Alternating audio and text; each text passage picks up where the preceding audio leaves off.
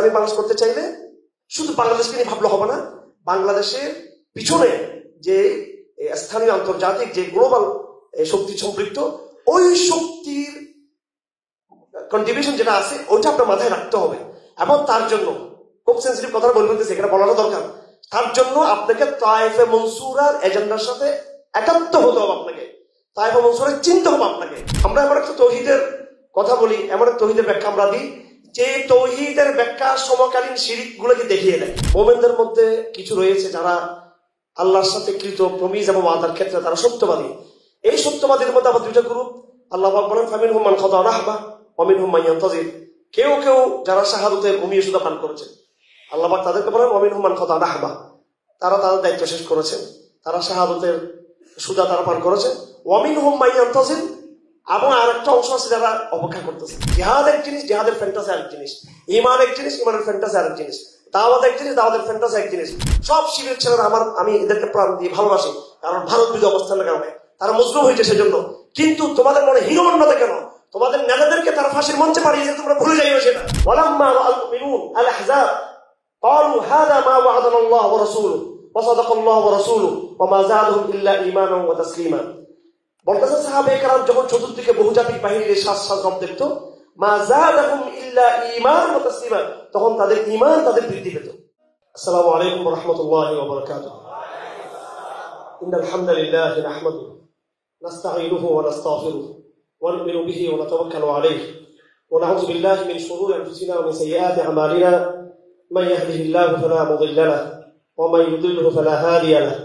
ونشهد أن لا إله إلا الله وحده لا شريك له ونشهد أن محمدا عبده ورسوله. أما بعد فأعوذ بالله من الشيطان الرجيم. بسم الله الرحمن الرحيم. يا أيها الذين آمنوا اتقوا الله حق تقاته ولا تموتن إلا وأنتم مسلمون. يا أيها الذين آمنوا اتقوا الله وقولوا قولا سديدا يصلح لكم أعمالكم ويغفر لكم ذنوبكم ومن يطع الله ورسوله فقد فاز فوزا عظيما.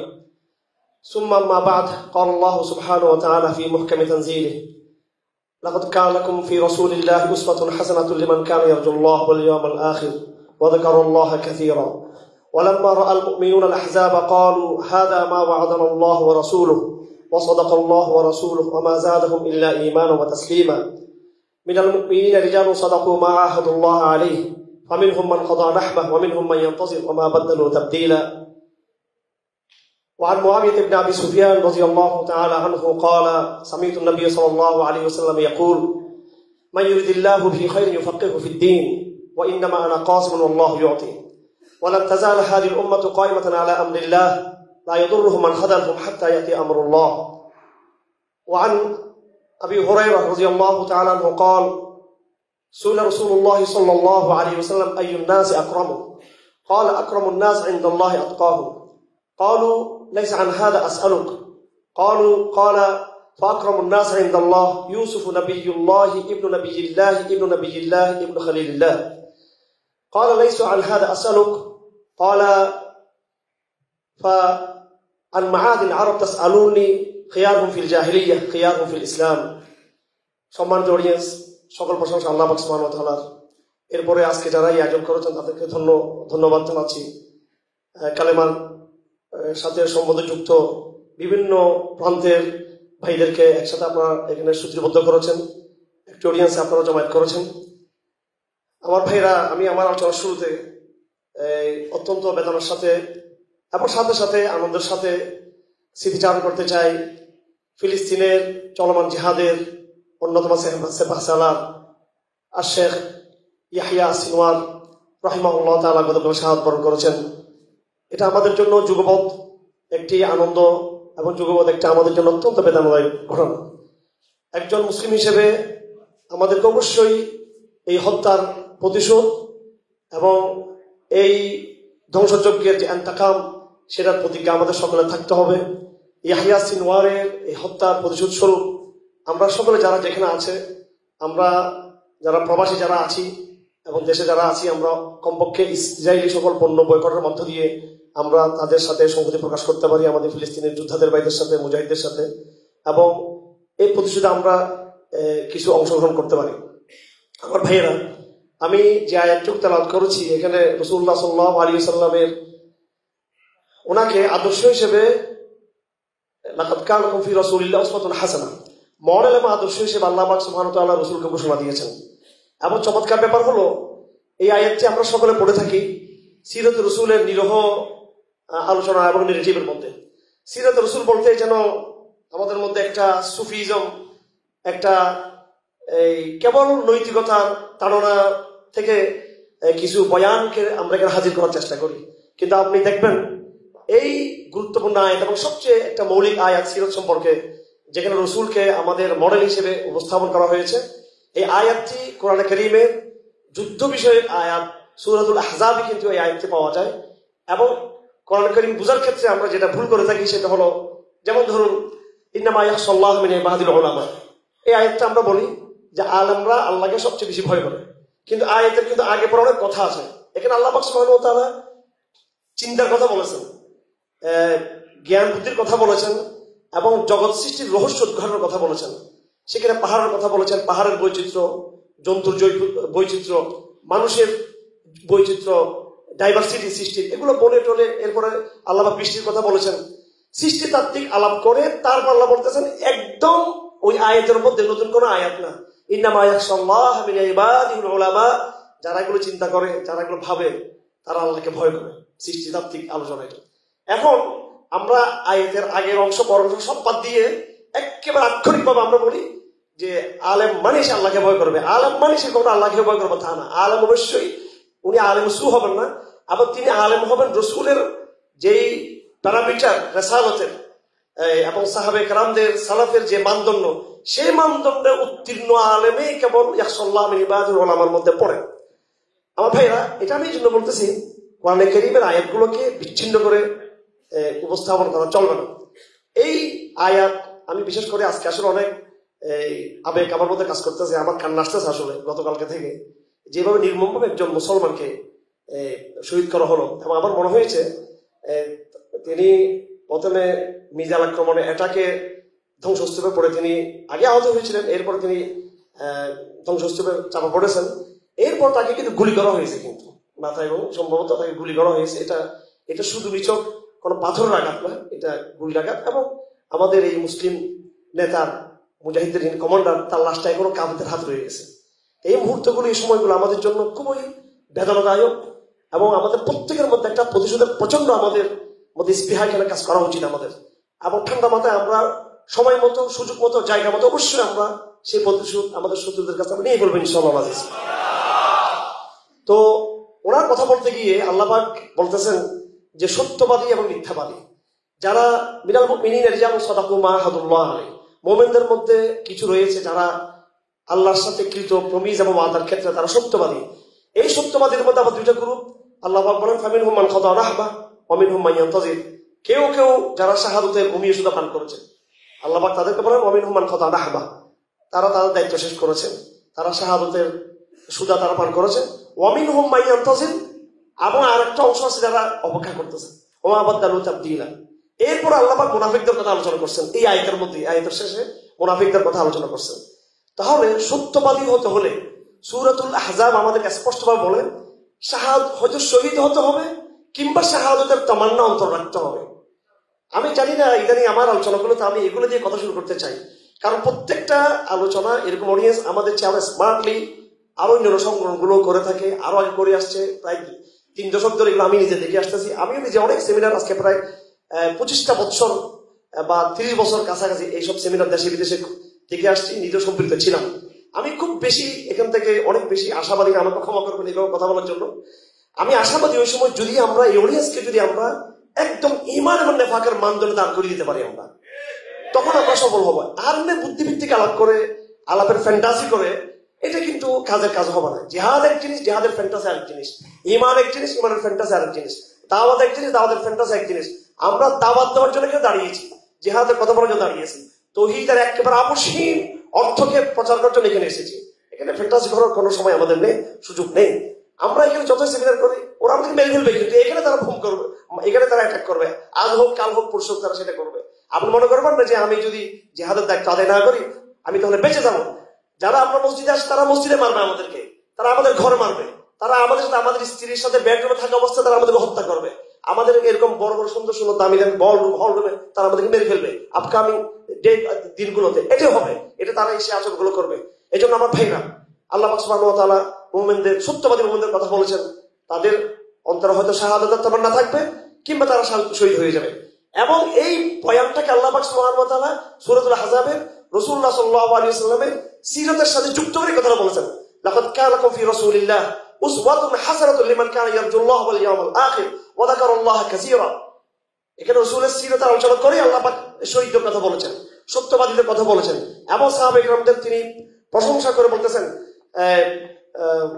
লাকাদ কানা লাকুম ফি রাসূলিল্লাহ উসওয়াতুন হাসানাতুন লিমান কানা ইয়ারজুল্লাহ ওয়া যাকারাল্লাহ কাসীরা ওয়ালাম্মা রাআল মুমিনুন আল আহজাব قالوا هذا ما وعدنا الله ورسوله وصدق الله ورسوله وما زادهم الا ايمانا وتسليما। বলতেছেন সাহাবায়ে কেরাম যখন চতুর্দিকে বহুজাতিক বাহিনীর শ্বাস রব দেখতো, মা যাদাহুম ইল্লা ঈমান ওয়া তাসলিমা, তখন তাদের ঈমান তাদের বৃদ্ধি পেত।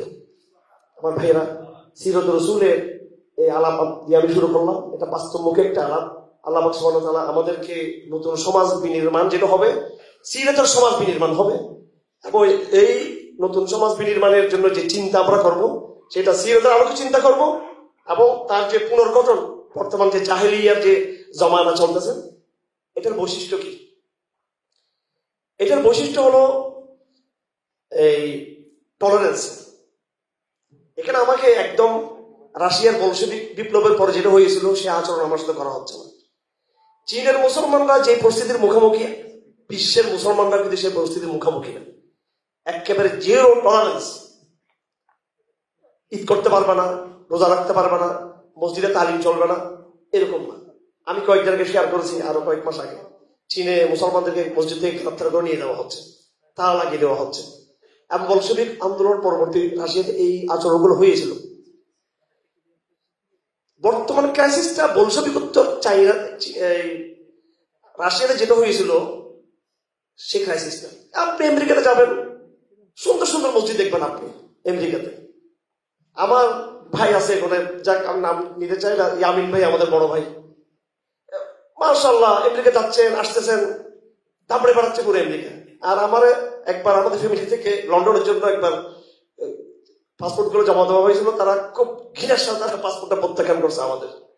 আর জি দিব ফ্রান্সে এমবিসিতে একবার দেওয়া হয়েছিল, আমার তাও খুব রিলেটিভ একবার ঘরের মেম্বার একজন, সেটা খুব সিরিয়াসলি, এমনকি ফ্রান্স এমবিসি থেকে জঙ্গি শব্দ বলে সেটা পাসপোর্টে ফেরত দেওয়া হয়েছে। তো এইসব আমরা আশাও করি না, এগুলো অবশ্য আমার পাসপোর্ট কখনো ওখানে যায় না, যাবেও না। আমাদের মেম্বারদের ফ্যামিলি কেউ কেউ করেছিল, তাও আমাদের উদ্দেশ্যে। এখন ওখানে ইসলামের স্পেস আছে।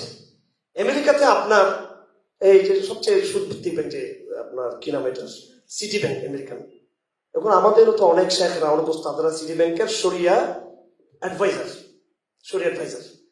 ব্রিটিশ এইচএসবি ব্যাংকে আপনি আল আমান পাবেন, আপনি বিশাল আমাদের চট্টগ্রামের একেবারে বিজনেস এলাকা আগ্রাবাদে এবং জিসি মোড়ে একদম বিরাট ইসলামিক উইন্ডো ব্রিটিশ ব্যাংকের পাবেন, আপনি সব পাবেন।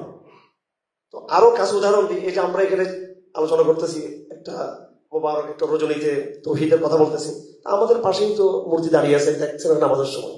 ওইটা দেখেই তো আমার আলোচনার যে মুড ছিল ওইটা নষ্ট হয়ে গেছে আমার, আসলে কথা পরিষ্কার। আবার এখান থেকে বের হয়ে আবার অন্য কিছু করিয়ে না আপনারা, সেটা বলতেছি না আমি। ওই লড়াইটা সামনের জন্য আসি ইনশাল্লাহ, সেটা চূড়ান্ত হবে ইনশাল্লাহ। তো এখন আমাদের একটু ধৈর্যের সাথে অবস্থাগুলো বুঝতে হবে। ক্রাইসিসটা বোঝানোর চেষ্টা করছি আমি। ক্রাইসিসটা কি? ক্রাইসিসটা হলো আপনার টলারেন্সি হচ্ছে এখানে। এখানে এমন না যে ইসলামকে একবারে নির্মূল করে দেওয়া হচ্ছে, সেটা না। ইসলামকে সংকুচিত করে দেওয়া হচ্ছে এখানে। এটা আপনার ভালো করে বুঝতে হবে, সবাই শিক্ষিত এখানে। অর্থাৎ এমন এক সংবিধান হবে, এমন এক সংবিধান চলতেছে। আপনি আমেরিকার সংবিধান দেখেন, তাদের এক বুদ্ধিজীবী বলছিল যে সংবিধান হচ্ছে যে মাথায় টুপি, এরপর নিচে হচ্ছে হিন্দুদের যে আপনার কি বলে সেটাকে, হিন্দুদের ওই যে ধুতি, হিন্দুদের ধুতি, তার মুসলমানদের টুপি, হিন্দুদের ধুতি, মুসলমানদের টুপি, এরপরে আরো কি বলে, এই সবটা নিয়ে যেমন একটা মানুষের পোশাক তৈরি হয়, আমাদের বাংলাদেশ সংবিধানটাও ওই রকমই। সামনে এই সংবিধান পরিবর্তন করার কথা আসতেছে, কি হবে সেটা একটা টলারেন্সের সংবিধান হবে। ইসলামের আপত্তিটা কোথায়? ইসলাম তো কোরআন কারীমের সিরতের আলোচনা পড়লে এবং কোরআন কারীমের অসংখ্য আয়াত দ্বারা প্রমাণিত। এই প্রস্তাব তো রাসূলুল্লাহর জন্য ছিলই। একটা পর্যায়ে এসে তারা বলছে যে তোমার দাওয়াতের কথা আমরা বাধা দিব না, তোমার সলাতের ক্ষেত্রে আর কোনো বাধা দিব না, তোমার প্রকাশ্য সলাৎ পড়বেন, নামাজ পড়বেন। শুধু একটা জায়গায় আমরা তোমাকে বাধা দিব, সেটা হলো তুমি আমাদের রব এবং প্রভুদের ব্যাপারে কোনো সমালোচনা করতে পারবে না। এই মোটিভেশনটা তোমাকে বন্ধ করতে হবে। এখন দেখেন, আমরা এখানে লা ইলাহা ইল্লাল্লাহ যে মেহনত বাংলাদেশে চলতেছে, আমাদের পরিবার যুক্ত, আমার দাদা তবলিগ জামাতের প্রতিষ্ঠাতাদের একজন, এটা চ্যালেঞ্জ করে বলতে চাই আমি এটা, এবং সাবধান করে দিচ্ছে যারা আমাদের সম্পর্কে বলে যে আমরা কথা কথা মানহাজি এই বিদ্বেষী মূলধারা থেকে বিচ্ছিন্ন। প্রতিষ্ঠাতা তো আমরাই। কমি মাদ্রাসার আমার বড় আব্বা মুফতি ফজলুর রহমতুল্লাহ কমি ধারার একেবারে আইকনমি। তো আমাদের ফ্যামিলিকে আপনারা যারা চেষ্টা করতেছেন আমাদের ভাই ব্রাদারদের মধ্যে বিচ্ছিন্ন করতে পারবেন না, করে দিল সেটা। তো আমার দ্বারা তবলিগ জামাতের প্রতিষ্ঠাতা, কিন্তু সেই লা ইলাহা ইল্লাল্লাহ তর্জমা দিয়ে কোনোদিন চ্যালেঞ্জের মুখোমুখি হতে হলো না। আর আমি রামকৃষ্ণ বাজারে লা ইলাহা তর্জমা করতে গিয়ে একবার এই নষ্ট ছেলে মেয়েদের অনুষ্ঠানে আমি একটা বাধা দিছি। এখনো পর্যন্ত পুলিশ আমার এটা নিয়ে বিরাট নেগেটিভলি আমাকে উপস্থাপন করেছে, আপনি তো খুব কট্টরপন্থী উগ্রবাদী আপনার যে মানুষ। আমি বললাম যে আমার মাদ্রাসার পাশে চলতে পারবেন এরকম অসংখ্য কাজে আমি তাদেরকে একবার স্কুলে পুলিশের মাঠেই তাদেরকে বলছি এগুলো চলতে দেওয়া বলে, আপনাকে থাকলে আমাদের তৌহিদের প্রতি সম্মান করা আপনাদের অনুষ্ঠানগুলো করতে হবে। এখন আলহামদুলিল্লাহ বাধা দিতে দিতে দিতে এখন প্রশাসন আপোষ করে চলে। এখন গান টান এগুলো খুব লুকাই টুকাই আওয়াজটা বন্ধ করে চুপচাপ ভাবে করে না এখনো পর্যন্ত, আওয়ামী লীগ আমল পর্যন্ত আরো যেটা করে। হিম্মত করবেন, আপনি বিজয় হবেন ইনশাল্লাহ। হিম্মত দেখাবেন, সাহস দেখাতে হবে আপনাকে। সাহস দেখাবেন না, তারা আপনাকে আরো বেশি চড়ে বসবেন। তো এখানে সমস্যাটা কি? এখানে তাদের প্রস্তাবটা হলো আপনি টলারেন্সি করেন। এখানে আপনি মসজিদে খুতবা দিবেন, আমরা আপনার খুতবা শুনবো, আপনার খুতবা শুনবো, সেখানে কান্না করবো, আবার আপনার মাথা থেকে জাকাত দিব, চাঁদা দিব, সব দিয়ে আসবো, কিন্তু আপনার মাথা নিচে যে মাথা সেখানে আমরা গান বাজাবো বিকেল বেলা। এটা হচ্ছে টলারেন্সি। এখন এটা হচ্ছে ক্রাইসিস। সমাজ বিনির্মাণের জন্য আমাদেরকে প্রথমে এই টলারেন্সির এই মানসিকতা থেকে বেরিয়ে আসতে হবে, পুরো সমাজ থেকে বেরিয়ে আসতে হবে। এখন আমাদের সাথে, আমাদের আত্মীয়দের সাথে, বন্ধুদের সাথে, সমাজের সাথে এবং সুশীল সমাজের বিরাট একটা অংশের সাথে আমাদের যেহেতু দূরত্ব হয়ে যাচ্ছে, আমাদের কোন প্রশ্ন দূরত্ব হচ্ছে, আমি বারবার চিন্তা করি যে কেন আমি বিচ্ছিন্ন করে ফেলা হচ্ছে আমাকে, এবং একটা দ্বীপের মধ্যে আমাদেরকে সংকৃত করার চেষ্টা করা হচ্ছে। আমার মতো আরো তো হুজুর আছেন, আরো অনেকে আছেন, এটা হচ্ছে না কেন? হচ্ছে না এই জন্য আমরা এমন একটা তৌহিদের কথা বলি, এমন একটা তৌহিদের ব্যাখ্যা আমরা দিই যে তৌহিদের ব্যাখ্যা সমকালীন শিরিক গুলোকে দেখিয়ে দেয়। আপনি স্যান্ডেল নিয়ে খুলে যাচ্ছেন, আপনি এগুলো সব আমরা দেখতেছি, এগুলো আপনি স্যান্ডেলটা খুলে কোথায় যাচ্ছেন আপনি? এটা শিরিক, একদম শিরিক, স্পষ্ট স্যাম্পল এটা। এখন হয়তো নামগুলো নিচ্ছে সমস্যার জন্য নাম দিতে পারতেছি না, এখন সামনে নামগুলো ইনশাআল্লাহ নেওয়া হবে। এগুলো আপনার রাজনৈতিক মূর্তিকে ধ্বংস করেছেন, কিন্তু সাংস্কৃতিক মূর্তিগুলো তো রয়ে গেছে দেশে। আমরা অনেকে মনে করছি বঙ্গবন্ধুর মূর্তি যখন থেকে সরে যাচ্ছে তখন মনে করছি বাংলাদেশে ইসলামের খেলাফত কায়েম হয়ে গেছে। এটা একটা পৌরাণিক ইয়ে ছিল সেটা। এবং আমি জানি যে এখানে যারা মূর্তি বানাচ্ছেন তাদের অর্ধেক লোক কিন্তু দিনের কনসেপ্ট থেকে করছেন কিনা, কিছু হয়তো ধর্মীয় চেতনা থেকে করছেন। এটা একটা পলিটিক্যাল প্রতিশোধের জায়গা থেকে করছেন, না হলে বহাল তবিয়তে সাংস্কৃতিক সমস্ত মূর্তিগুলো বহাল তবিয়তে আছে, এবং সেগুলো উত্তর সেগুলো আরো উন্নয়ন হবে, ডেভেলপ হবে এগুলো। আর আমার ভাইয়েরা, যাই হোক, এই সমাজ বিনির্মাণ চিন্তার ক্ষেত্রে এবং পুনর্গঠনের ক্ষেত্রে যদি আমি সিনেমার কথা দিয়ে শুরু করেছিলাম, কিন্তু ওই আয়াতের মধ্যে আল্লাহ পাক সুবহানাহু ওয়া তাআলা রাসূলুল্লাহ সাল্লাল্লাহু আলাইহি ওয়াসাল্লামকে মডেল বলার কথা নিয়ে আসছেন। সেই মডেল হিসেবে আমাদেরকে এই সুন্নাহর জায়গা থেকে, সিরাতের জায়গা থেকে আমাদেরকে যেটা সিদ্ধান্ত আমাদেরকে নিতে হবে, এই কাজটা একটু কঠিন। সেটা হলো আমি শুধু দাওয়াতের স্পেস পেলাম, আমি শুধু দিনের কথা পেলাম, এই জন্য আমি শুধু সন্তুষ্ট হয়ে গেলাম, যেটাকে অল্পতুষ্টি বলা হয়। এবং এত হীনমন্যতা আমাদের মধ্যে কাজ করতেছে যে আমরা কোনো সরকারি জায়গায় গেলে বা কোনো স্পেস পেলে আমরা ধন্যবাদ দিতে দিতে শেষ। আপনি বড় বড় সমাবেশ হবে, বলবে ধন্যবাদ প্রশাসনকে, ধন্যবাদ গোয়েন্দা সংস্থাদেরকে, ধন্যবাদ ডিসি সাহেবকে, উনি সুযোগ করে দিয়েছেন। মাদ্রাসা মাহফিল হবে, এরপর ধন্যবাদ, আল্লাহর আগে আমাদেরকে ধন্যবাদ দেওয়া শুরু করি। আজকে আমি চুয়াডাঙ্গার বলে দিয়ে আসছি, জরুরি শুরু দাওয়াত দিবেন, দাওয়াতটা শুরু করবেন প্রশাসনের জায়গা থেকে। এটা আপনাদেরকে বলতে চাই আমি, যে আমাদের দাওয়াত শুরু হবে প্রশাসনের জায়গা থেকে, একদম এলিট জায়গা থেকে, হাই প্রোফাইল জায়গা থেকে আমরা দাওয়াত শুরু করবো। তো আমি হুজুরদেরকে বললাম যে কেউ স্যার ডাকবেন ওখানে গিয়ে, আমরা আপনাদেরকে বলি ডিজিটালকে দাওয়াত দেন, ওখানে গিয়ে আপনি স্যার ডাকিয়েছেন তাকে। তো স্যার শব্দটা বাংলাদেশে আইনগত নিষিদ্ধ হওয়া উচিত। এই একটা শ্রেণী চরিত্র দাঁড়িয়ে গেছে। এখন অফিসে আদালতে যান, এখন কিন্তু ওরা একটু জনগণকে ভয় করে। এই ভয়গুলো তাদেরকে থাকতে হবে। কোন অভিযোগ তন্ত্র বাংলাদেশে চলতে দেওয়া হবে বাংলাদেশে। এই অভিযোগ তন্ত্র ভেঙে দিলে তারপর আমাদের স্পেসটা খুলে যাবে। এরা একটা ভাব নিয়ে সমাজের, এরা প্রজাতন্ত্রের কর্মচারী এবং মানুষের গরিবের কৃষকের ভোট নিয়ে এমপি মন্ত্রী হয়ে এদেরকে আবার ছাড় ডাকতে হবে, আইন করতে হবে। সমস্ত এমপি মন্ত্রী ডিসি এসপি বিশেষ ক্যাডার আগামী থেকে জনগণকে তারা ছাড় ডাকবে, তারা এটা আইন করা উচিত। তখন সেটা দাওয়াতের স্পেসকে ত্বরান্বিত করবে। আমাদের এমন কিছু সামাজিক ক্রাইসিস আছে, শ্রেণী বৈষম্য আছে, এই বৈষম্যগুলো সমাধান না হলে দাওয়াতের স্পেস খুলবে না। সেই জন্য আমার ভাইয়েরা যারা এখানে আছেন, আমাদেরকে কিছু লড়াই করতে হবে। একটা তো ধর্মীয় পার্সপেক্টিভ থেকে, সেটা আমরা কোরআন সুন্নাহর বয়ান থেকে, তৌহিদের বয়ান থেকে সেটা আমরা করবো। আর একটা সামাজিক সংশোধনে আমাদের নিয়ে আসতে হবে। এই যে চরিত্রগুলো আওয়ামী লীগ যাওয়ার পরে ইদানিং আমি সব জায়গায় লক্ষ্য করতেছি, এখন এসপির সাথে কথা হচ্ছে, ডিজির সাথে কথা হচ্ছে, পুলিশের আইজির সাথে কথা হচ্ছে, ডিবির সাথে, মানে সব জায়গায় কথা হচ্ছে। তাদের 2 মাস আগের তাদের আচরণ আর এখনকার আচরণ একদম ভিন্ন রকম হয়ে গেছে। কিন্তু এটা বেশি দিন থাকবে না, আবার অফিসার তন্ত্র কিন্তু কায়েম হতে যাচ্ছে। যত বেশি অফিসার তন্ত্র কায়েম করার স্পেস আমরা দিব, দাওয়াতের পথ তত বেশি সংকুচিত হয়ে যাবে। তো যাই হোক, যেটা বলতেছিলাম সেটা হচ্ছে এই যে আমরা এই টলারেন্সিটাকে আমি একটা বড় ক্রাইসিস আমি মনে করি। আসলে আমাদেরকে সূক্ষ্মভাবে এটা দেওয়া হচ্ছে এবং আমাদের একটা বড় অংশ এটাতে তারা এই প্রতারিত হচ্ছেন। আপনি বলতেছেন আমরা সংসদে 40টা আসন আমরা চাই, ইসলামপন্থীরা 100টা আসন চাই। টলারেন্স, এটা হচ্ছে ফান।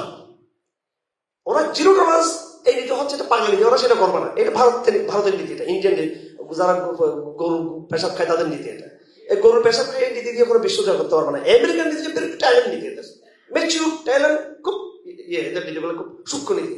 এরা আপনাকে সুযোগ দিবে স্টেজে আসা। ওরা কি বলবে জানেন?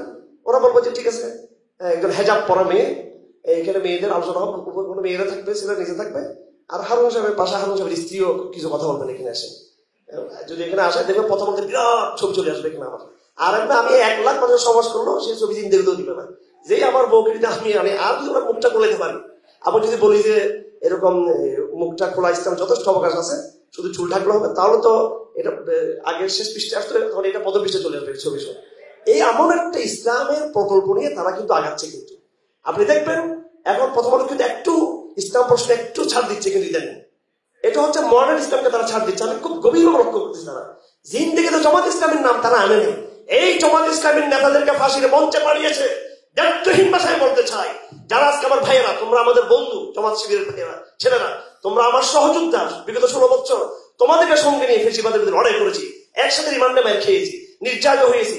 সব শিবিরের ছেলেরা আমি এদেরকে প্রাণ দিয়ে ভালোবাসি, কারণ ভারত বিরোধী অবস্থানের কারণে তারা মজলুম হয়েছে সেজন্য। কিন্তু তোমাদের মনে হীনমন্যতা কেন? তোমাদের নেতাদেরকে তারা ফাঁসির মঞ্চে পাঠিয়েছে, তোমরা ভুলে যাইও সেটা। প্রথম আমার সাথে মিলে, ডেলিয়েস্টের সাথে মিলে আমাদেরকে ভুল বুঝিও না তোমরা আমাদেরকে। আমরাই তোমাদের শেষ পর্যন্ত আপন, দিন শেষে কিন্তু আমরাই কিন্তু কাছে আসবো। এটা আপনাকে এখানে অনেক ভাই আছে শিবিরের, কিছু মনে করবেন না।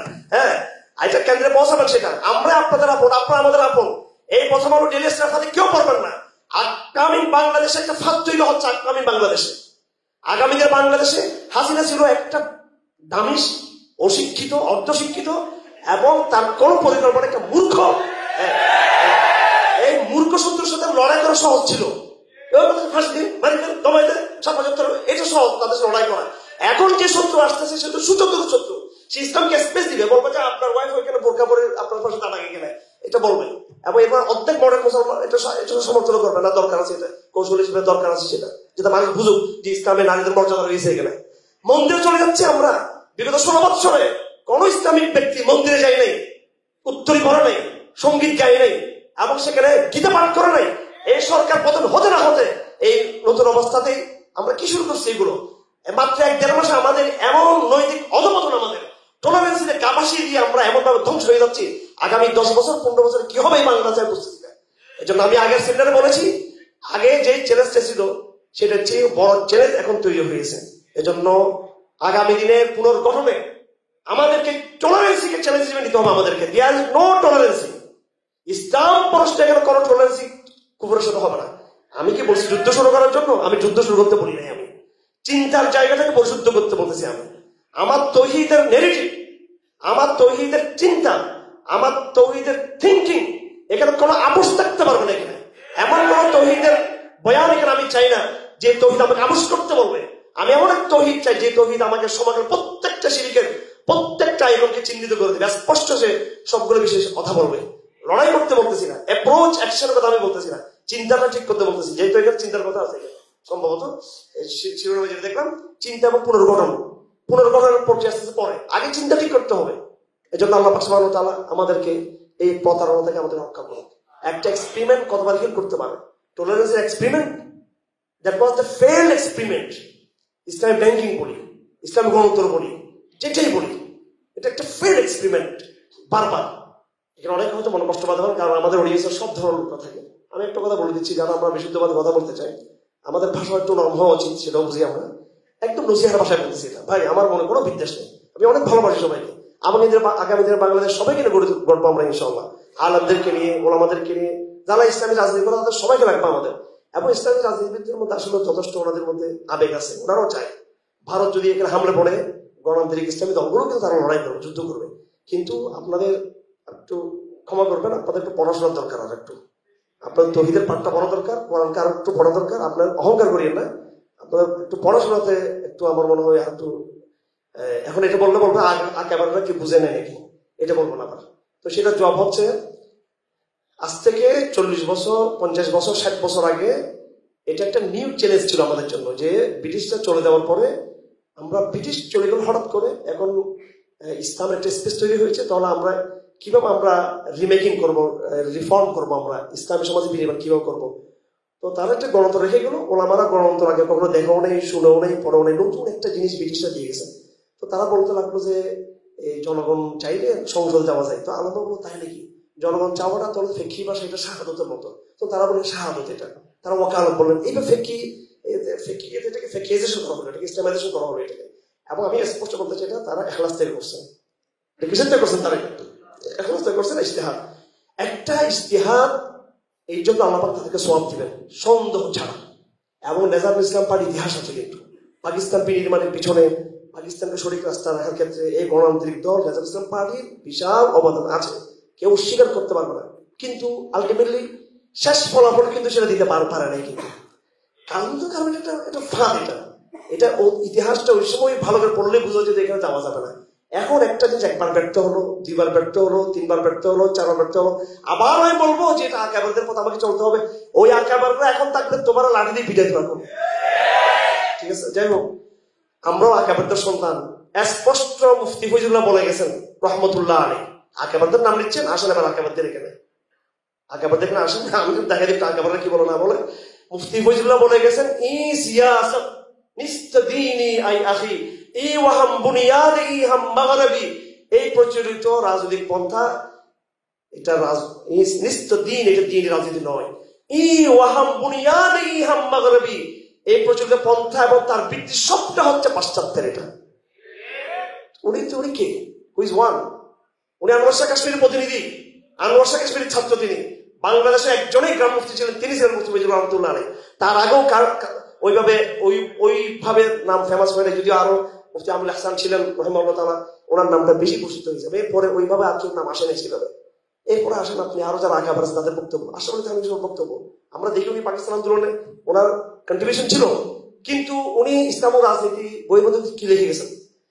যাই হোক, আমরা তর্কের বাসাতে আমরা কখনো যাবো না। আমি আবারও বলে দিচ্ছি, এই যে কথাগুলো বলতেছি, এই কথাগুলো দিয়ে একটা কন্ট্রোভার্সিয়াল যেন নেগেটিভ তৈরি না হয়, এই কথাগুলো চিন্তার একটা দরজা খোলার জন্য জাস্ট এই কথাগুলো বলতেছি।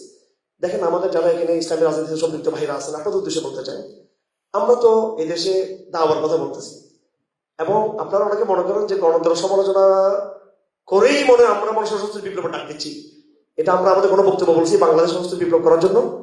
কোনো বক্তব্য পাবেন এরকম?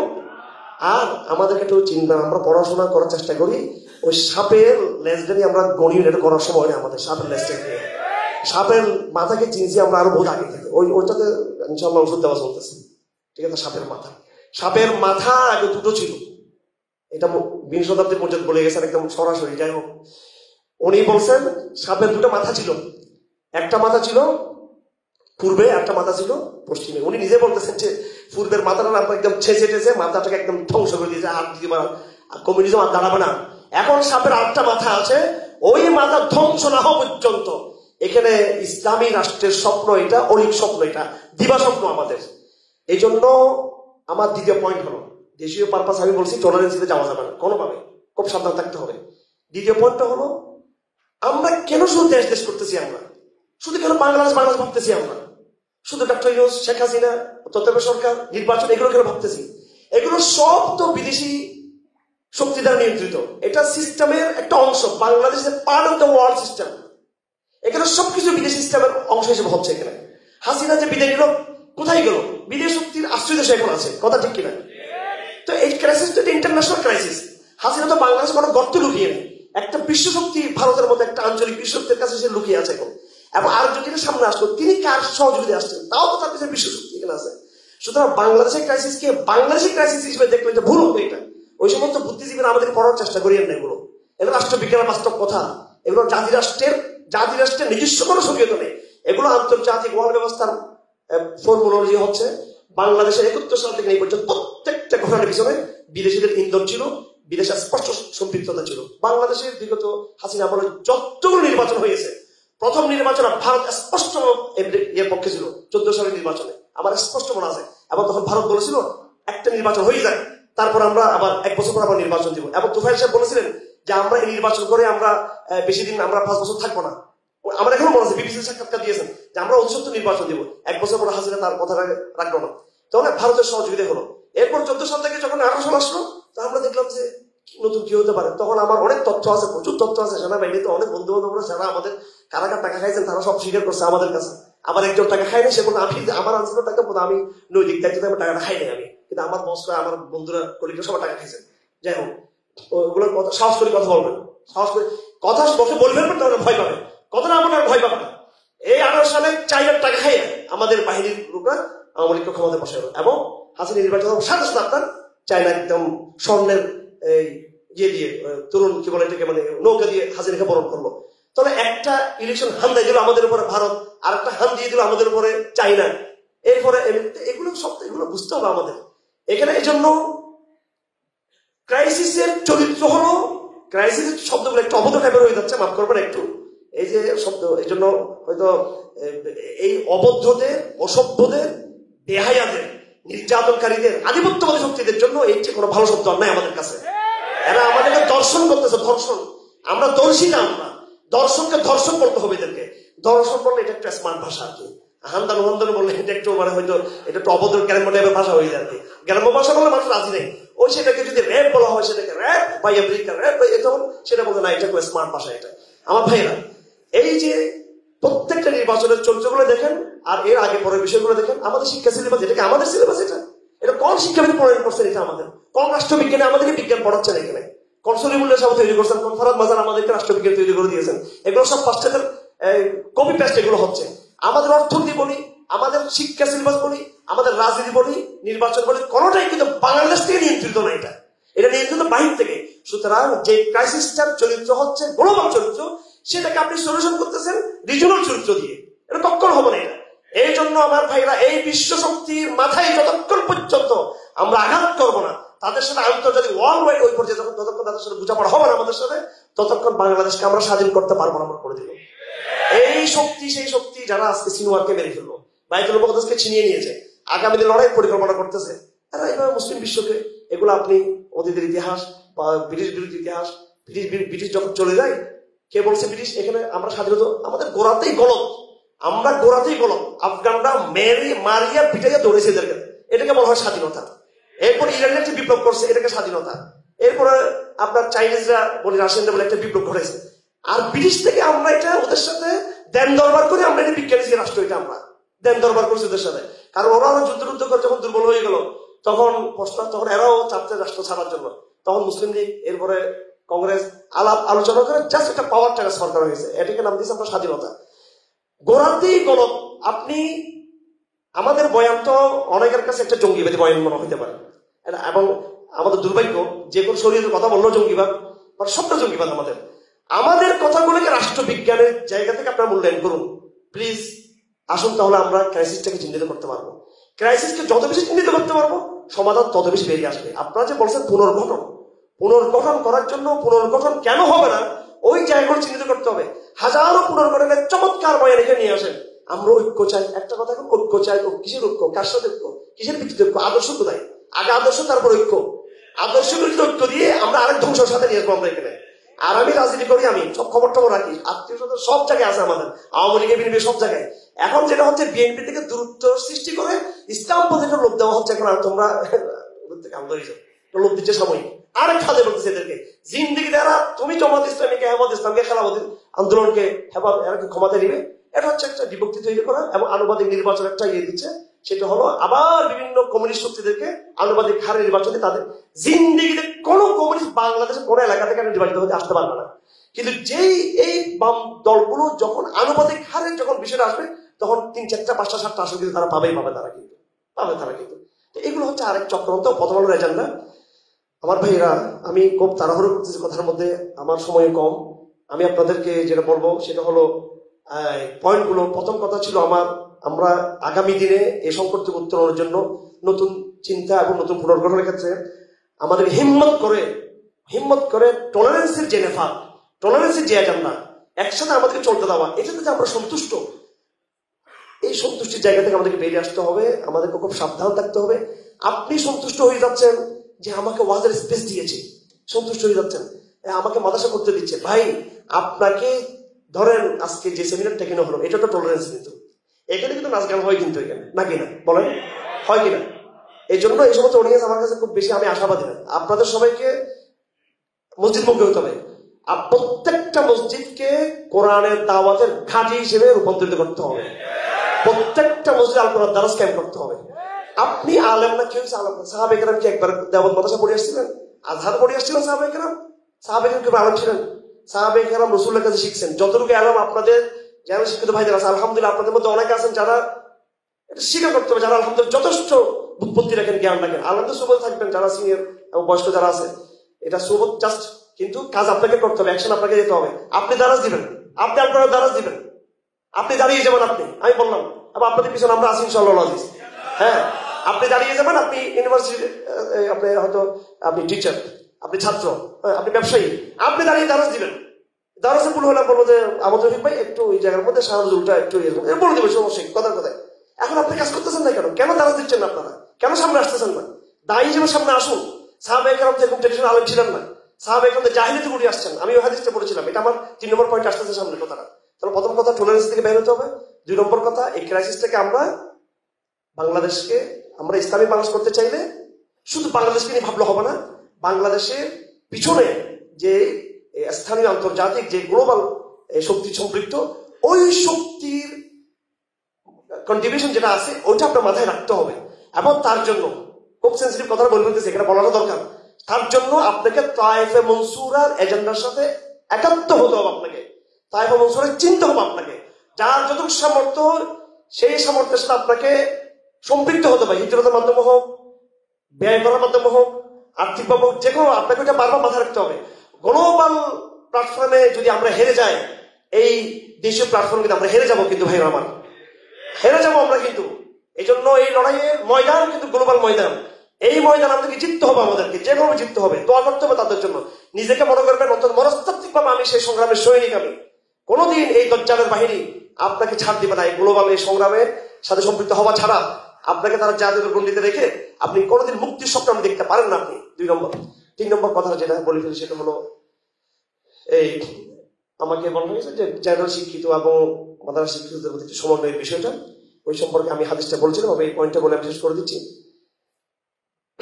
আপনারা ইরানি বিপ্লবের কথা তো বলা যায়, এটা অনেকেই নেয়, কিন্তু পার্শ্ববর্তী যে খোরাসানের যে বিপ্লবটা এবং ইরানিরা শিয়ে হলো, সেই বিপ্লব থেকে উদাহরণ টানা যাবে, এটা পরে আসতেছে। এখানে তো একদম স্পষ্ট দুনিয়াতে আপনারা যেটা দেখতে পেয়েছেন যে ইসলাম যেটা সামরিকভাবে বিজয়ী হয়েছে। ইসলাম একজন ইঞ্জিনিয়ার, বুঝতেছেন, যাকে আমরা বিংশ শতাব্দীতে মোর্চাদের বলি, আর একজন মোল্লা। এই মোল্লা আর ইঞ্জিনিয়ারের সমন্বয়ে কিন্তু ঘটনা ঘটে গেছে। কিন্তু আর কি মেসেজ আপনাকে দিতে হবে বলেন আবার? এরপর আর কি মেসেজ এই জাতিকে দিবে? এরপর যে জাতি না বুঝে, এখানে আমার চলে যাওয়া উচিত, একা একা কোনো জায়গায় পাহাড় জঙ্গলে চলে যাওয়া উচিত। আল্লাহ পাক 20 শতাব্দীকে ইসলামকে বিজয় করেছে 2টা প্রজন্মকে যুক্ত করে দিয়ে। ভাই, এর আগে ইঞ্জিনিয়ার সে ওনার মতো ছিল, ওনার মতো চিন্তা করছে, উনি এটা ভাবেও নাই। আর মোল্লা উনিও চিন্তা করছে ওনার মতো, এবং এটাই যুক্ত হওয়ার আগে অনেক কিছু হয়েছে। এখানে ভুল বুঝাবুঝি ছিল এবং কিছু মানে একদম নতুন একটা এক্সপেরিমেন্ট, স্বাভাবিক এখানে ভুল বুঝে হওয়াটা কিভাবে কি হবে। কিন্তু আল্লাহ পাক সুবহানাহু ওয়া তাআলা আলহামদুলিল্লাহ একটা কুদরতি গাইবে হাত এখানে কাজ করছে। কেমনে কেমনে সিচুয়েশন তৈরি হয়ে গেল, আর উম্মাহ কি পেল আজকে একটা সারপ্রাইজ। কেউ কল্পনা করে না সেটা। আমরা মনে করছি আরো 20-30 বছর লাগবে, কিন্তু আলহামদুলিল্লাহ সেটা লাগে অল্প সময় ইসলাম বিজয় হয়েছে আলহামদুলিল্লাহ। এবং এমন এক ভূখণ্ডে, যে ভূখণ্ড সম্পর্কে আল্লাহ রসুল ইনশাআল্লাহ ইঙ্গিত দিয়ে গেছেন। আনজাসা কাশ্মীরি কথায় কথা আমাদেরকে মানহাজি বলেন, হুজুর থেকে বিচ্ছিন্ন বলেন। আমি সবগুলো একবার আমাদের মোল্লাদের কথা দিয়ে প্রমাণ করে দিব, আমাদের আকাবারদের কথা দিয়ে সবগুলো। আমি মানহাজি হলে আমাদের আকাবারে আরো বড় মানহাজি ছিল। আনজাসা কাশ্মীরি আনোয়ার কাশ্মীরি ছেলে, উনি আমাকে বলতেছে তুমি খোরাসান গিয়ে যাও। ওনার প্রশ্ন এটা। এরপর উনি হঠাৎ করে বলবো মেয়েরা দাদা নে ফরমায়া, আমার দাদা বলেছেন। উনি বলছেন আনজাসা কাশ্মীরি যে মেরে ওয়ালিদ সাহেব নে ফরমায়া, মেরে দাদা না, আমার আব্বা মানে আনোয়ার কাশ্মীরি, যে আমার বাবা আনোয়ার কাশ্মীরি বলেছেন।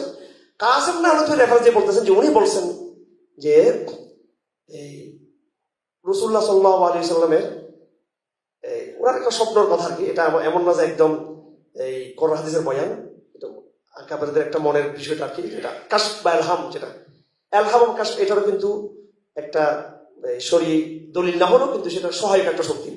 উনি বলতেছেন রাসূলুল্লাহ সাল্লাল্লাহু আলাইহি ওয়াসাল্লামের অন্তর সবসময় খোরাসানের দিকে কানেক্টেড, রাসূলুল্লাহর অন্তর, এটা ওনার কথা। তার মানে ওনারাও কত ভাবেন এই বিষয়গুলো নিয়ে।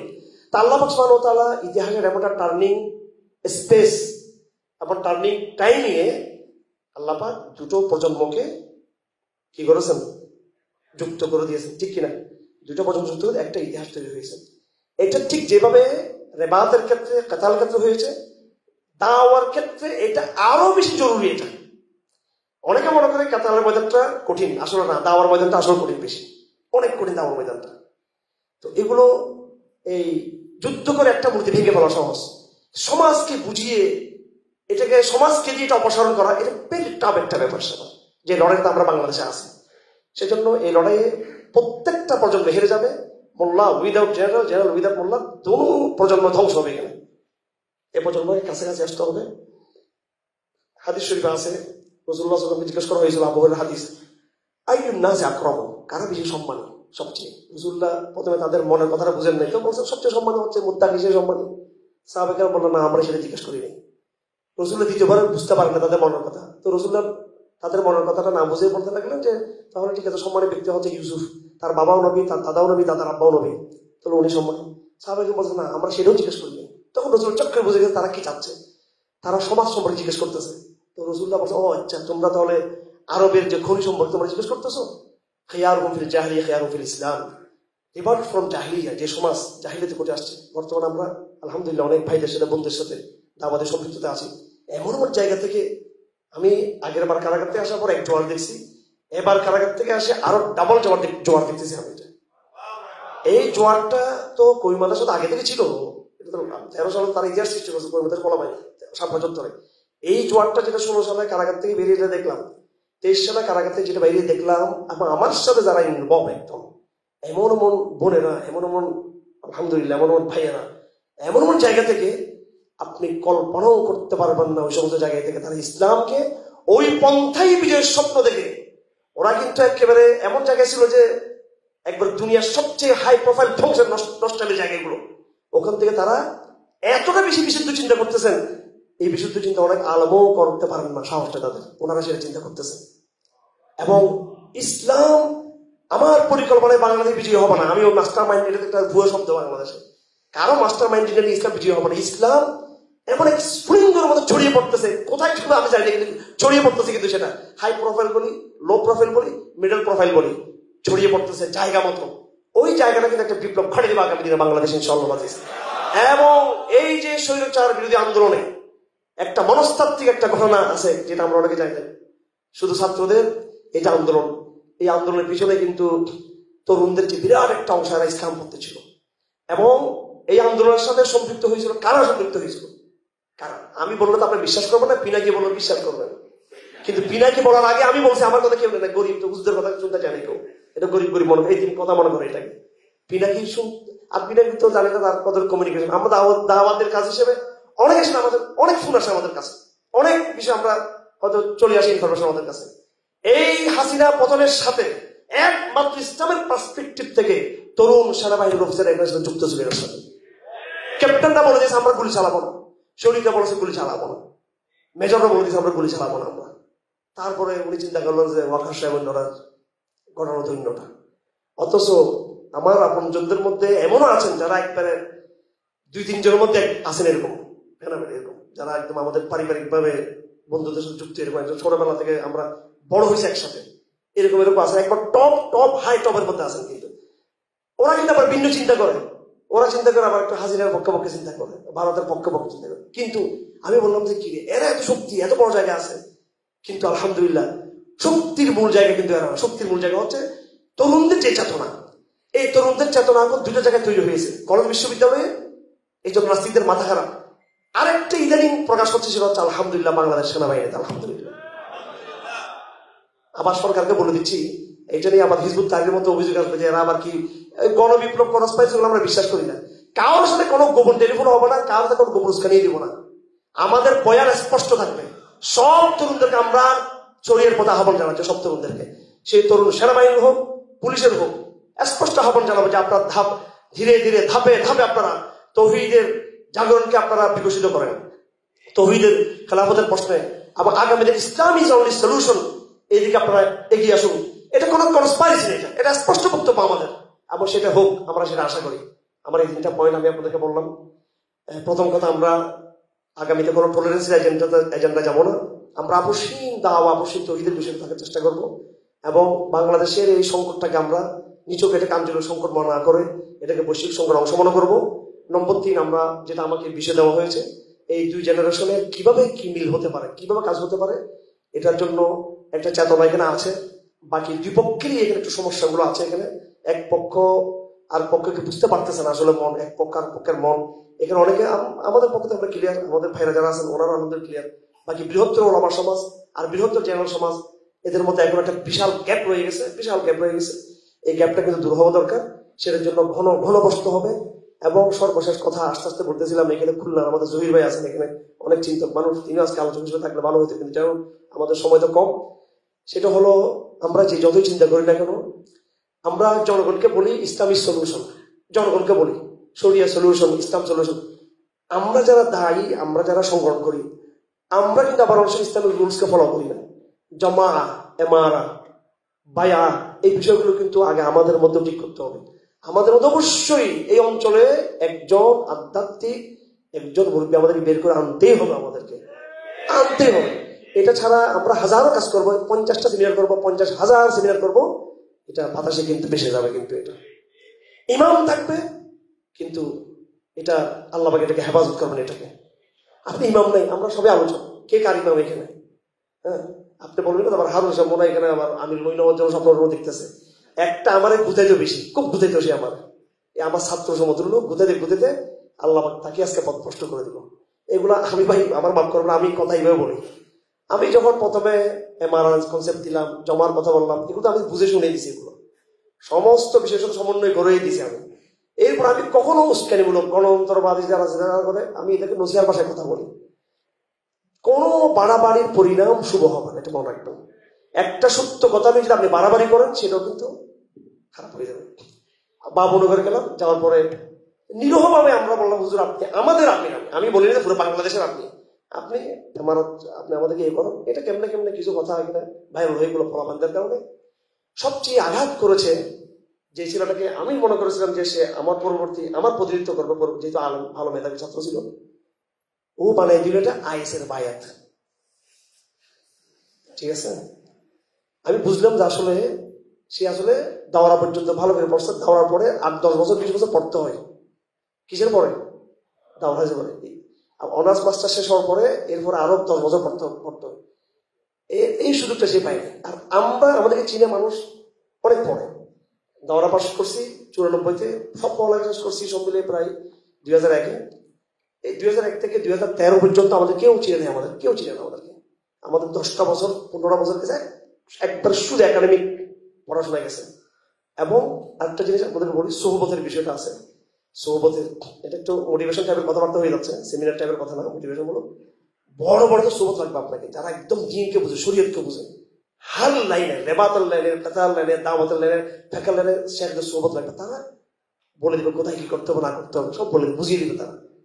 তাই যাই হোক, এখন এই জন্য এই আল্লাহ পাক আমাদেরকে পথভ্রষ্ট থেকে আমাদেরকে হেফাজত করুন, আমাদেরকে। তো আমার আইএস বানাইলো, এবং তিনি গণতন্ত্রের বিরুদ্ধে জয় বাংলা হয়ে গেছেন। ঠিক আছে, এই জন্য আমি হক বুঝি, আমি হকের মুখপাত্র, এই অহংকার, এটা মারাত্মক আত্মঘাতী একটা এটা মানসিকতা। এগুলো যাতে অতীতের থেকে শিক্ষা নিব। আর কেন এমন হচ্ছে আমি বুঝতেছি না। আমাদের আলমরা রাগ করবেন না, মাফ করবেন আমাকে, আমরা কেন রিভুল হয়ে যাচ্ছে, আমরা সরি আমরা কেন কি বলে এটাকে, আমরা মানে পথ থেকে বিচ্যুত হচ্ছে, আমরা কেন আমাদের পথ হারিয়ে ফেলতেছি, জেনারেল লেগে আসতেছে, আর আমরা দিন দিন যেন কিরকম হয়ে দিচ্ছি আমরা। এরকম হবে কেন? এটা লজ্জাজনক বিষয়। এটা আলমরাই তো নবীদের প্রতিনিধিত্ব করে। এখন ইসলামের শুদ্ধ ব্যাখ্যা যদি একটা জেনারেল শিক্ষিত লোক দিচ্ছে, আর ভুল ব্যাখ্যাটা আমি আলম হয়ে দিয়ে দিচ্ছি, এটা তো এটা আরেকটা ক্রাইসিস। এবং এটা বললে অনেকে আমার উপর অসন্তুষ্ট হয়ে যাবে। আমার বড় বাবা মুফতি রহমতুল্লাহ এই কথাকে শুধরানোর চেষ্টা করেছেন। এজন্য আলমুল আমাদের বিষয়টা কঠিন। আজকে যখন বায়াত বলি, যখন জামা বলি, আমরা বলি, বিভিন্ন ক্যারেক্টার এবং বিভিন্ন ক্রাইটেরিয়ার সামনে আসে, এবং জেনারেল শিক্ষিতরা বলতে চায় যে এইভাবে আমরা কেমনে সম্পৃক্ত হবে, এখানে কেমনে সম্পৃক্ত হবো। আমার ভাইয়েরা, আসলে একটা ক্রান্তি কালে যাচ্ছে, আমরা ক্রান্তি কালে যাচ্ছি। বৈশ্বিক আবহাওয়ার পক্ষ থেকে ক্রান্তি, আমাদের উপরে ক্রান্তিকাল। আঞ্চলিক ভাবে, দেশীয় ভাবে আমাদের শত্রুরা, আমরা নিজেদের মধ্যে এত বিশৃঙ্খল মানসিকতা, আমাদের মধ্যে একটা জায়গায় আমরা দাঁড়াতে পারতেছি না। আল্লাহ পাক সুবহানাহু ওয়া তাআলা আমাদেরকে একজন আধ্যাত্মিক আমির এবং গুরু দান করুন। সে আধ্যাত্মিক আমির আমাদের জন্য ঢাল হবে, আমাদের জন্য নিরাপত্তার গ্যারান্টি হবে আমাদের জন্য। আমি কথা দিলাম, একজন যদি এরকম আধ্যাত্মিক মুরব্বীর সামনে আসে, হাজারো সেমিনারের চেয়ে বড় কাজ হবে। তিনি ফেস করবে, আল্লাহ তাকে রহম করবে। কেমন হবে সেটা ভাবেন। আপনি বলতে ওই লোকটাতে এই অভ্যাসটা নাই, তাহলে আরেকজন দেখেন কিভাবে হতে পারে। যাই হোক, এগুলো হাদিসকে আপনি অস্বীকার করতে পারবেন না। আসসামু আত-তাআহ আলাইকুম বিল জামা লাগবে এখানে। আপনি সুন্দর সংগঠন করতে পারবেন, বিশাল অডিয়েন্স করতে পারবেন। ভাই, বিগত ওই আওয়ামী লীগ যখন আমাদের 4 পার্টি অ্যালায়েন্স ছিল, 4 দলীয় জোট, ওই জোট আমলের আপনি বিশাল বিশাল সেমিনার দেখলে, আমার বাবা ছিল 4 দলীয় একটা দলের, তিনি ছিলেন তখন মহাসচিব। দেশে বিদেশে আমার বাবার সাথে আমি যত সেমিনারে গিয়েছি, আমার কাছে মনে হয়েছে বাপরে বাপ, এরা তো আলহামদুলিল্লাহ আমরা 20 বছর তো কমপক্ষে আছে এখানে।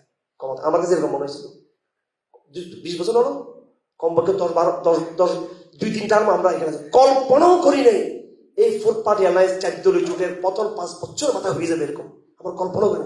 ফাঁসির মঞ্চে চলে যেতে হবে, আমাদেরকে কারাগারে চলে যেতে হবে। সালাউদ্দিন কাদের চৌধুরী, আমার ওয়াইফের চাচাতো ভাই, নির্মমভাবে তাকে হত্যা করে ফেলল। উনি কল্পনাও করেন, উনি মৃত্যু দেওয়ার উনি 2 মাস আগে বিড়ি খাইয়ে পড়তেছেন, হাসতেছেন, এগুলো চিস্কারি করতেছেন, এই সমস্ত সারাগুলোকে হয়ে গেছে এগুলো আমার ঘটনাগুলো, আমার ভাইয়েরা। এই জন্য কেউ নিজেকে নিরাপদ না ভাবি, বিশাল বিশাল অডিয়েন্স থেকে আমরা যেন প্রতারিত না হই, বিশাল বিশাল সমাবেশ থেকে যেন প্রতারিত না হই। আমরা ওদের থেকে শিক্ষা নিই। আমাদেরকে সেফটি দিবে সুন্নাহ, সেফটি দিবে শরিয়াহ। শুধু তৌহিদের কথা বললাম, তৌহিদের ইমপ্লিমেন্ট কিভাবে হবে, দাওয়াতের এটা বাস্তবায়ন কিভাবে, তার জন্য যে জমার কিভাবে হতে পারে, এটা নিয়ে আমরা বসি বারবার, খুব বসি। তাহলে কিন্তু বিশাল এই আয়োজন, অনেক আয়োজন, এগুলো কিন্তু একটা কোনো সুফল আমাদেরকে দিবে না আমার মনে হয়। এখানে এই শেষের কথা আমি বলতেছি, একেবারে যার কাছে দায়িত্ব ছিল তাদেরকে। শেষ কথাটা, এতক্ষণ যে কথা বলছি এটা হচ্ছে আমার অডিয়েন্সদেরকে বলছিলাম। এই শেষ কথা, যারা প্রতিনিধিত্বশীল ব্যক্তি যারা আছেন, সিরিয়াসলি গুরুত্ব দেন কিভাবে হতে পারে আসল জমাটা। আমি তো একটা উদাহরণ দিলাম যে যেটা ইঞ্জিনিয়ার এবং মোল্লা মিলে যেভাবে একটা খোরাসান আল্লাহ দিনকে বিজয় করে ফেলছেন, এই যে একটা আমাদের সাথে একটা মডেল আছে। এখানে দাওয়াতি এই আবহে, এই অঞ্চলে কিভাবে এভাবে আমরা সমন্বিত হতে পারি এবং জমাবদ্ধ হতে পারি এবং দ্রুত সময় হতে পারি। এবং আমাদের প্রথম কাজ কিন্তু সেটা হচ্ছে সামাজিক আন্দোলন, সামাজিক বিপ্লব, দাওয়াতের ভাষায় আমরা কথা বলবো। আমার আকিদার জায়গায় কয়েকটা জায়গায় বলি, সামাজিক, সাংস্কৃতিক, দাওয়াতি, আকিদা, এই 4টা শব্দ। আমাদের মেহনত দাওয়াতের মেহনত, আমাদের মেহনত আকিদার মেহনত, তৌহিদের মেহনত, আমাদের মেহনত সামাজিক আন্দোলন মেহনত, আমাদের মেহনত সাংস্কৃতিক মেহনত। এগুলো মানে এক এক অডিয়েন্সকে একভাবে বলা, কিন্তু ঘুরে ফিরে কথা একটাই। তার মানে এই 4টা কথা বলে, আকিদার কথা বলে, দাওয়াতের কথা বলে, সামাজিক বিপ্লবের কথা বলে, সাংস্কৃতিক বিপ্লবের কথা বলে। আমি এই যে বলতে চাচ্ছি, আমরা এই মুহূর্তে রাজনীতির দিকে আমরা যাবো না, আপাতত যাবো না আমরা রাজনীতি, এবং সামরিক পন্থাতে মোটেও না, এখনো না। এই জায়গাটাকে শক্তিশালী করতে হবে। আমরা নিজেদের মধ্যে বুঝতে হবে কেন এই জিনিসটা দরকার। ইট ইজ প্রায়োরিটি, এটা প্রায়োরিটি। এটা আমার আজকে বক্তব্যের 4 নম্বর পয়েন্ট, এটা ধরতে পারেন আপনারা। এবং এটি শক্তিশালী করার জন্য আমরা আগের প্রজন্মের জন্য জামার এমন এক কাঠামো রেখে যাবো, পরবর্তীতে ইনশাল্লাহ আজকে যারা এখানে আলোচনা করবেন, আমি বলতেছি এরা বাংলাদেশের সবচেয়ে বেশি বিশুদ্ধবাদী বক্তা যারা এখানে আলোচনা। আমি নাম ধরে বলছি, আমার ভাই আসিফ আদনান, আমার ভাই তারিকুজ্জামান, আমার ভাই আহমদ রফিক, এখানে আরো অন্য ভাইরা দুঃখ পাবেন, আমি সবার নাম জানা নেই। এই যে ওই যে ভাই আছে আমাদের, আরো ভাইরা আছেন আমাদের, অন্যরা আছেন। আলহামদুলিল্লাহ, এটা ওদেরকে সন্তুষ্ট করার কোনো দরকার নেই। আমি আবার পকাচাকাও করি আমার ভাই, ঠিক আছে। বাস্তবে এই সুযোগটা গ্রহণ করি, এই সুযোগ থাকবে না, আল্লাহ না করুন হঠাৎ দেখবেন, এটা একটা আশঙ্কার কথা বলে ফেলি, কথা অনেক বলে ফেলতেছি, আল্লাহ না করুন সত্য চতুর্দিক থেকে এরা আন্তর্জাতিক শক্তি কারা বিশুদ্ধবাদী কথা বলে দেখে চিনে, হঠাৎ আপনি কোনো দুঃসংবাদে শুনতে পারেন কিনা এরকম ওনাদের ব্যাপারে। আল্লাহ পাক ওনাদেরকে হাত দীর্ঘায়িত করুন, আমাদের হাত দীর্ঘায়িত করুন। একটা বিপ্লবের কাছাকাছি তারা আমাদেরকে নিয়ে যান। হ্যাঁ, শহীদ সবাইকে হতে হবে, শাহাদাত তামান্না সবাই রাখি, কিন্তু কুফফারদের চক্রান্ত সম্পর্কে, কুফফার আপনাকে মেরে ফেলার চক্রান্ত করতেছে, আমাদের ভাইদেরকে আল্লাহ পাক হেফাজত করুন। আপনারা যে সবাইকে সবসময় পাবেন এটা কোনো কিন্তু নিশ্চয়তা নাই। সময় থাকতে আমাদেরকে সময় কাজে লাগাতে হবে আমাদেরকে। আল্লাহ পাক সুবহানাহু ওয়া তাআলা আমাদেরকে আগামী দিনে একটা সুন্দর পুনর্গঠন, সুন্দর চিন্তা এবং সুন্দর একটা বিপ্লবের ভিত্তি যাতে আমরা স্থাপন করতে পারি, সে তৌফিক আমাদের দান করুন। আমি অত্যন্ত সাদা মোটা কথা বলি, আমি স্মার্টলি কথা বলতে অভ্যস্ত না। আমি অডিয়েন্সকে আমার খুব আপন মনে করি। আমার কোনো কথায় আপনারা একটু কষ্ট যদি পেয়ে থাকেন সেটা ডিসকাশন করবেন। নজিয়ার পাশে কথা বলেছি এবং সেই নজিয়া চলতে থাকবে ইনশাআল্লাহ। শুধু সেমিনারে শুধু সবকিছু হবে না, আগামী দিনে ব্যক্তিগত সাক্ষাতের মধ্য দিয়ে আমরা বসবো ইনশাআল্লাহ। বারবার বসা হবে, বারবার কথা হবে। সমগ্র বাংলাদেশে আপনারা এই ধরনের অডিয়েন্স আপনারা আরো করুন, আরো প্রতিষ্ঠা করুন। সময় থাকতে সময়টা কাজে লাগান। প্রত্যেক স্কুল, কলেজ, বিশ্ববিদ্যালয়কে আপনারা তৌহিদের জাগরণের কেন্দ্র হিসেবে আপনারা গড়ে তুলুন এবং আগামী দিনের বিজয়ের জন্য আল্লাহ পাক আমাদের আপনাদের সকলের জন্য সকলের স্যাক্রিফাইসকে আল্লাহ পাক কবুল করুন। ওয়া আখিরু দাওয়ানা আলহামদুলিল্লাহি রাব্বিল আলামিন ওয়া সাল্লাল্লাহু তাআলা আলা খাইরি খালকি মুহাম্মদ ওয়া আলিহি ওয়া সাহবিহি আজমাইন। আসসালামু আলাইকুম ওয়া রাহমাতুল্লাহি তাআলা ওয়া বারাকাতুহু।